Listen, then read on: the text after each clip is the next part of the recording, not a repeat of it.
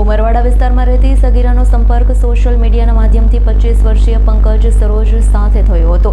ત્યારબાદ યુવકે પ્રેમ સંબંધની આડમાં સગીરા સાથે અવારનવાર શારીરિક સંબંધ બાંધ્યો અને તેને ગર્ભવતી કરતા સમગ્ર મામલો પોલીસ સ્ટેશન સુધી પહોંચી ગયો હતો। હાલ પોલીસે આરોપીની ધરપકડ કરી સગીરાના 4 મહિનાનો ગર્ભપાત કરાવવા માટે સુરત સેશન કોર્ટમાં મંજૂરી મંગાઈ છે। હાલ સગીરાને આઈસીયુમાં ઓબ્ઝર્વેશનમાં રખાઈ છે।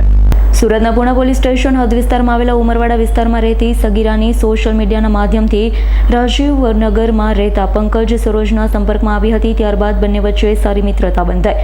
બંને મોબાઈલ નંબરની આપલે પણ કરી હતી। મોબાઈલ નંબરની આપલે બાદ સગીરા અને યુવક બંને એકબીજા સાથે વાત કરતા આ સમયે પંકજે મીઠી મીઠી વાતો કરી સગીરાને પ્રેમ જાળમાં ફસાવી। ત્યારબાદ અનેક વખત પૂર્ણા પોલીસ સ્ટેશન હદ વિસ્તારમાં ખાડી કિનારે બોલાવી એકાંતમાં સગીરા સાથે પંકજે અવારનવાર શારીરિક સંબંધ બાંધ્યા। માતાએ ફરિયાદમાં જણાવ્યું છે, મારી દીકરીને ઘરે અચાનક છીંક આવી અને તેને શ્વાસ લેવામાં તકલીફ થઈ।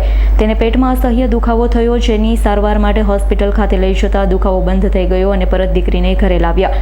ત્યારબાદ 3 જૂનના રોજ ફરી તેને સારવાર માટે સ્મીમેર હોસ્પિટલમાં લઈ જતા ડોક્ટરે ચેકઅપ કરી 4 મહિનાનો ગર્ભ હોવાનું જણાવ્યું। ડોક્ટરની વાત સાંભળી સગીરાના માતા પિતા પગતળેથી જમીન ખસી।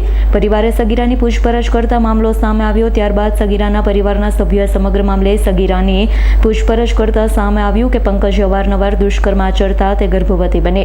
સમગ્ર મામલે પૂર્ણા પોલીસ સ્ટેશનમાં ફરિયાદ નોંધાયા બાદ પોલીસે પંકજ સામે દુષ્કર્મનો ગુન્હો નોંધી તેની ધરપકડ કરી વધુ તપાસ હાથ ધરી છે।